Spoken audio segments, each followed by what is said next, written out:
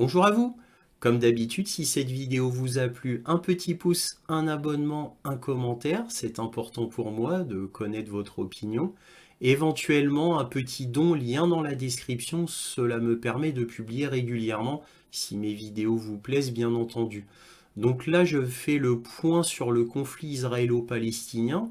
Ça faisait un moment que je ne l'avais pas fait parce qu'il n'y avait rien de vraiment pertinent et d'intéressant à dire. Là, j'ai relevé trois faits intéressants. On a Tzal qui n'a pas pu accomplir deux de ses objectifs principaux, c'est-à-dire éliminer le Hamas en Palestine et surtout dans la bande de Gaza, et de récupérer les otages israéliens. Alors, concernant ce fait-là, j'ai relevé beaucoup d'interrogations, et ça c'est relativement nouveau, de journalistes du monde entier, dans des rapports sur Telegram principalement, qui se demandent où sont les preuves que Tsahal tue bien des terroristes du Hamas ou des soldats du Hamas. Alors après, terroristes, soldats, on ne le sait pas, puisque une majorité des pays dans le monde répertoriés par l'ONU ne considèrent pas le Hamas comme un groupement terroriste, mais comme une entité résistante. Après, chacun jugera selon ses critères, mais enfin, les faits sont là tout du moins. Bref, donc aucune preuve que des soldats du Hamas aient été tués par Tsahal.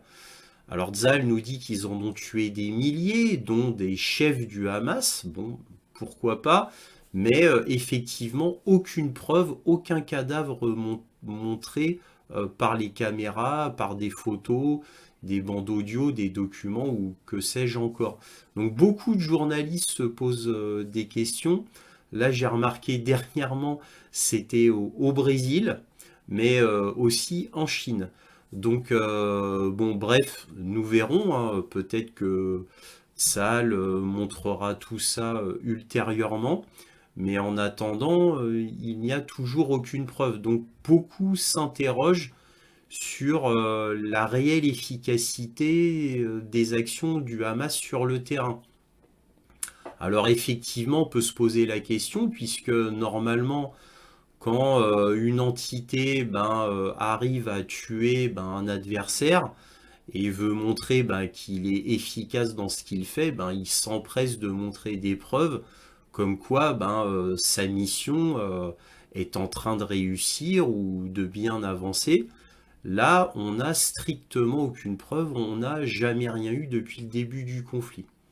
Bon, je laisserai ça de côté puisque je ne sais pas quoi en penser de cela, mais ça a été relevé. Alors moi, je vous passe ce que j'ai pu lire dans les rapports et les articles de journaux internationaux. Bref, le deuxième point, c'est qu'il y a eu deux fosses communes avec 283 Palestiniens morts qui ont été retrouvés et Israël est accusé.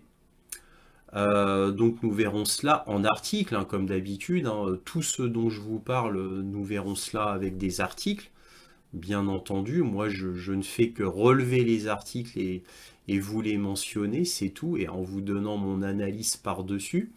Et enfin, le dernier point, cela concerne le fameux scandale de l'UNRWA, c'est-à-dire l'entité humanitaire de l'ONU, qui est en Palestine depuis très très longtemps, et l'UNRWA qui avait été accusée par Israël comme quoi 12 de ses employés avaient aidé le Hamas. Ça avait fait un scandale quand Israël avait proféré cette accusation. Et immédiatement après, 24 heures après, plusieurs pays occidentaux, par exemple la France, l'Angleterre, les Pays-Bas, l'Italie, les États-Unis et d'autres encore, avaient immédiatement arrêté de financer l'UNRWA. Donc l'UNRWA s'est retrouvé extrêmement ennuyé, puisque là il manquait de budget, et donc sur le terrain il y a eu un manque d'équipement, de médecins, bon, il y a eu toute une chaîne de conséquences qui a fait que des centaines de Palestiniens sont morts du fait de ce manque de financement immédiat suite à l'accusation d'Israël. Et là, rebondissement, il s'est avéré que les accusations d'Israël étaient sans fondement. Voilà. Alors évidemment, les accusations d'Israël sont arrivées au moment où Israël était énormément accusé par le monde, de par le monde, d'avoir bombardé des hôpitaux, dont des hôpitaux de l'UNRWA. Voilà. Et juste à ce moment-là, au même moment, Israël accusait, alors que les hôpitaux, les camps humanitaires de l'UNRWA étaient détruits, eh bien, juste à ce moment-là, eh bien, Israël avait fait ses accusations. Voilà. Et ça a eu les conséquences que je viens de vous dire. Voilà, on va parler principalement de cela. On va regarder des articles ensemble. Et enfin, après les articles, vous aurez ma conclusion, mon analyse sur tout cela. Alors là, on va commencer avec un article du New York Times qui nous dit la dure réalité du combat israélien à Gaza. Israël n'a pas réussi à atteindre ses deux principaux objectifs de guerre, tandis que les souffrances des Palestiniens érodent le soutien même parmi ses alliés. Donc là, on a 6 mois après le début du conflit à Gaza, la question de savoir ce qu'Israël a accompli crée des tensions mondiales toujours plus intenses. Donc ça date du 22 avril 2024. Les opérations militaires israéliennes à Gaza ont affaibli le Hamas. La plupart des bataillons du Hamas ont été dégradés et dispersés. Des milliers de ses membres ont été tués et au moins un responsable militaire a été éliminé. Alors des milliers de ses membres ont été tués, c'est justement l'interrogation que beaucoup de journalistes de par le monde se posent. Alors évidemment, pas des journalistes occidentaux, hein, mais africains, asiatiques, américains du Sud, eux se posent ces questions, quoi. Certains se posent des questions, puisque aucune preuve n'a jamais été montrée par Tsahal concernant ces milliers de membres tués, soi-disant. Alors, tant qu'on n'a pas de preuves, cela reste que des allégations de la part d'Israël. Je continue. Pourtant, Israël n'a pas atteint ses principaux objectifs de guerre, libérer les otages et détruire complètement le Hamas. La guerre et les tactiques des forces de défense israéliennes ont coûté très cher. Un grand nombre de civils palestiniens ont été tués lors de la campagne israélienne. Là, on parle d'environ 35 000 morts côté civils palestiniens. La faim est répandue à Gaza et les décès survenus lors des opérations de secours ont suscité des condamnations. Car oui, je vous le rappelle qu'il y a eu de mémoire une trentaine d'humanitaires de l'ONU qui ont été tués lors des opérations de Tzal. 6 mois après le début du conflit, la question de savoir ce qu'Israël a accompli et quand et comment les combats pourraient prendre fin crée des tensions mondiales toujours plus intenses autour d'une guerre qui a coûté à Israël le soutien de ses alliés, même les plus proches. On va pas tout lire, hein, on va s'arrêter là. Les pertes militaires israéliennes ont commencé à augmenter, avec environ 260 tués.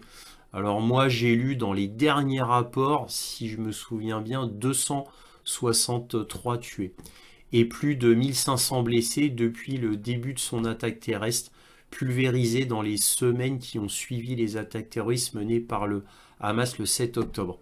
Les responsables israéliens affirment qu'environ 133 des otages capturés restent à Gaza, mais les négociations visant à garantir le retour d'au moins certains d'entre eux en échange de l'arrêt des combats et la libération des prisonniers palestiniens se sont heurtées à un obstacle. Le Hamas a rejeté la dernière proposition et affirme qu'il ne dispose pas de 40 étages répondant aux termes de la première partie de l'accord proposé, ce qui soulève des questions sur le nombre d'otages encore en vie et ceux détenus par d'autres groupes. Voilà, bon, on va s'arrêter là. Là, en lisant tout l'article, on comprend que, évidemment, Tsahal patine et que il n'y a pas d'issue militaire tangible pour Israël et Israël a toujours énormément d'opinions mondiales contre elle, dont aux États-Unis et aux États-Unis particulièrement les universités américaines, mais c'est un petit peu partout comme cela en Europe. On va passer à un autre article. Donc là, on regarde un article des Nations Unies, carrément sur le site de l'ONU. Donc, des fosses communes à Gaza montrent que les victimes ont les mains liées selon le Haut Commissariat des Nations Unies aux droits de l'homme. Voilà, donc au 23 avril 2024. Des informations inquiétantes continuent d'émerger sur des charniers à Gaza dans lesquels des victimes palestiniennes auraient été retrouvées nues, les mains liées, suscitant de nouvelles inquiétudes quant à d'éventuels crimes de guerre dans le contexte des frappes aériennes israéliennes en cours, a déclaré mardi le Bureau des droits de l'homme des Nations Unies, le HCDH. Cette évolution fait suite à la découverte de centaines de corps enterrés profondément sous terre et recouverts de déchets au cours du week-end à l'hôpital Nasser de Khan Younis, au centre de Gaza, et à l'hôpital Al-Shifa, dans la ville de Gaza, au nord. Au total, 283 corps ont été retrouvés à l'hôpital Nasser, dont 42 ont été identifiés. Parmi les victimes se trouvaient des personnes âgées, des femmes et des blessés, tandis que d'autres ont été retrouvés attachés avec les mains, attachés et déshabillés, a déclaré Ravina Shamdasani, porte-parole du Haut Commissariat des Nations Unies aux droits de l'homme. On ne va pas tout lire, on va s'arrêter là. Citant les autorités sanitaires locales de Gaza, Madame Shamdasani a ajouté que d'autres corps avaient été retrouvés à l'hôpital Al-Shifa. Le grand complexe de santé était le principal établissement tertiaire de l'enclave avant que la guerre n'éclate le 7 octobre. C'était l'objet d'une incursion militaire israélienne visant à éliminer les militants du Hamas qui y opéraient et qui s'est terminée au début du mois. Après 2 semaines d'affrontements intenses, les humanitaires de l'ONU ont évalué le site et ont confirmé le 5 avril qu'Al-Shifa était une coquille vide, la plupart des équipements étant réduits en cendres. Les rapports suggèrent que 30 corps palestiniens ont été enterrés dans 2 tombes dans la cour de l'hôpital Al-Shifa, dans la ville de Gaza, un devant le bâtiment des urgences et les autres devant les bâtiments de dialyse, a déclaré Madame Shamdasani aux journalistes à Genève. Bon, on va pas tout lire parce que c'est trop long. Mais en tous les cas, voilà, bon, en tout, 283 corps dans 2 fosses communes ont été retrouvés et l'ONU accuse donc Israël. Alors peut-être que ce ne sera pas la dernière surprise, nous verrons, mais cela met en porte-à-faux encore plus Israël vis-à-vis de l'opinion publique mondiale. Donc là passe encore à un autre article, cette fois du New York Times. L'ONU demande une enquête sur les charniers dans 2 hôpitaux de Gaza. Donc là, c'est pour confirmer que bon, bah, les grands médias reprennent l'article de l'ONU, tout simplement. Des responsables palestiniens ont déclaré que des dizaines de corps avaient été retrouvés, certains touchés à la tête dans un hôpital après le retrait des forces israéliennes. Israël a déclaré avoir déterré et réenterré certains corps à la recherche d'otages. C'est étrange comme action, je trouve. Voilà. Alors on va pas tout lire, juste le début. Le Bureau des droits de l'homme des Nations Unies a demandé mardi une enquête indépendante sur les 2 charniers découverts après le retrait des forces israéliennes des hôpitaux de Gaza, dont un découvert il y a quelques jours, sur lesquels les autorités israéliennes et palestiniennes ont donné des versions différentes, bien évidemment.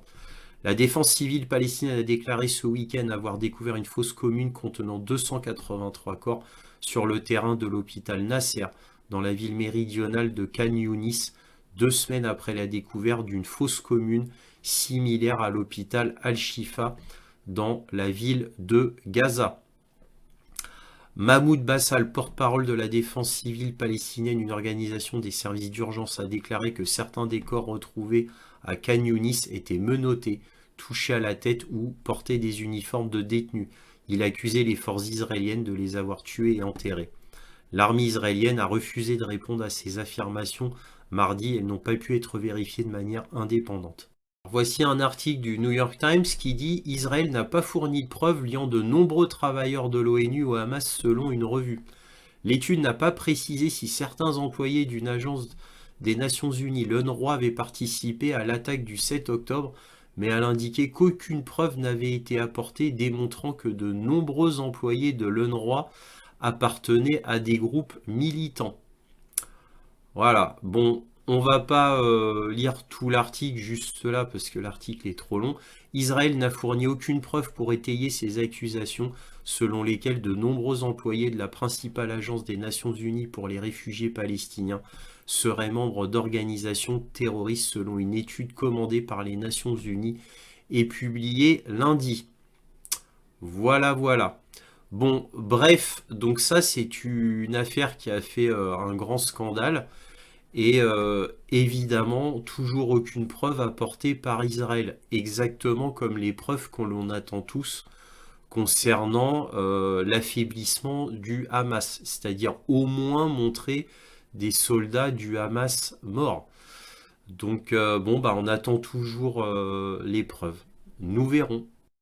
Alors là, très rapidement, je finis sur un article d'Euronews, juste pour faire le lien avec ce que je vous disais précédemment. Plusieurs pays suspendent leur financement de l'UNRWA. Donc ça, c'est au moment où Israël a fait ses accusations non fondées.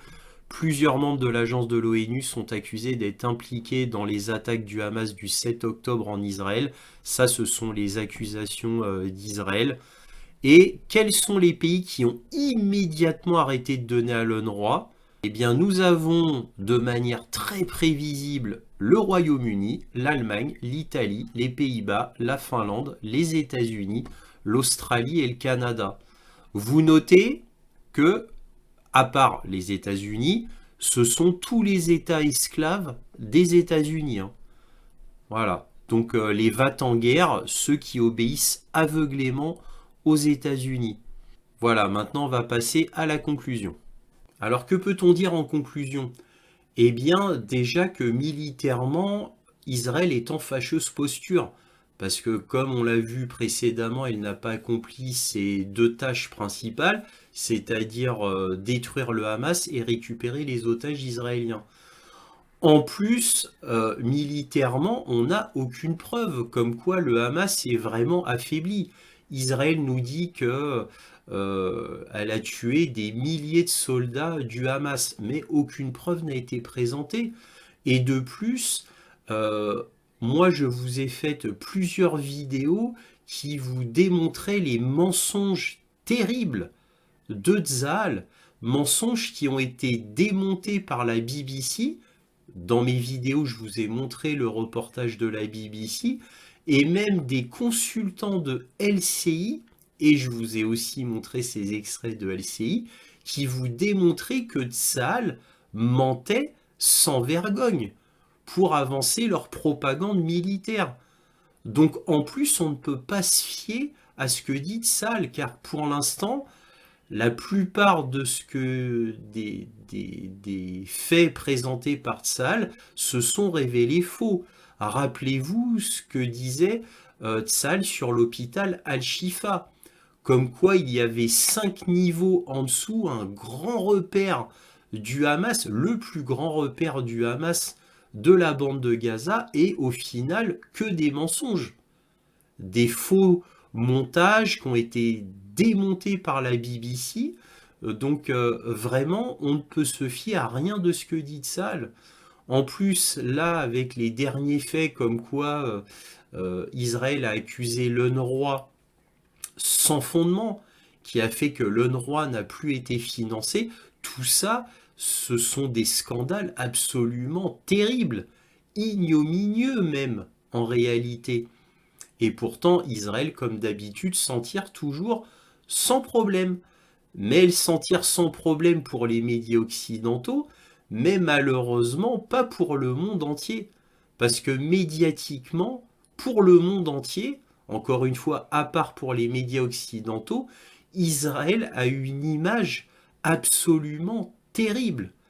Et là, aux États-Unis, on nous montre des universités américaines qui s'insurgent contre les actes ignominieux d'Israël, terribles même. Là, on estime à environ 35 000 morts civiles depuis le début du conflit civil palestinien.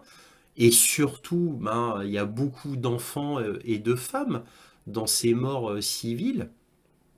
Donc l'image d'Israël dans le monde entier est absolument ruinée. Et même les États-Unis condamnent maintenant Israël et demandent un cessez-le-feu immédiat. Hypocrisie terrible, terrible, mais pas que des États-Unis, aussi de tout l'Occident vis-à-vis d'Israël, puisque là, carrément, on a les États-Unis qui ont mis leur veto dernièrement lors du vote à l'ONU pour reconnaître la Palestine comme un véritable État. Seuls les États-Unis ont dit non pour cela.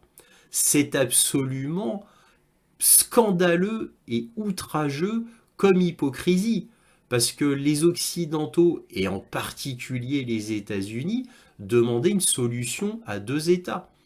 Et pourtant, les États-Unis ne reconnaissent toujours pas la Palestine comme un État. Il n'est pas le seul, hein. Les grands États occidentaux comme la France, le Royaume-Uni ne reconnaissent pas non plus la Palestine comme un État. Mais en attendant, il y a eu un veto là-dessus à l'ONU par les États-Unis.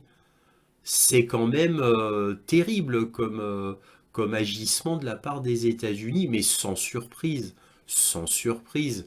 Nous avions les États-Unis qui s'indignaient et Joe Biden qui s'indignait de nombre de morts, que le fait qu'il y ait des membres de l'ONU humanitaire qui aient été tués, visés par les bombes israéliennes, ça a fait un scandale terrible.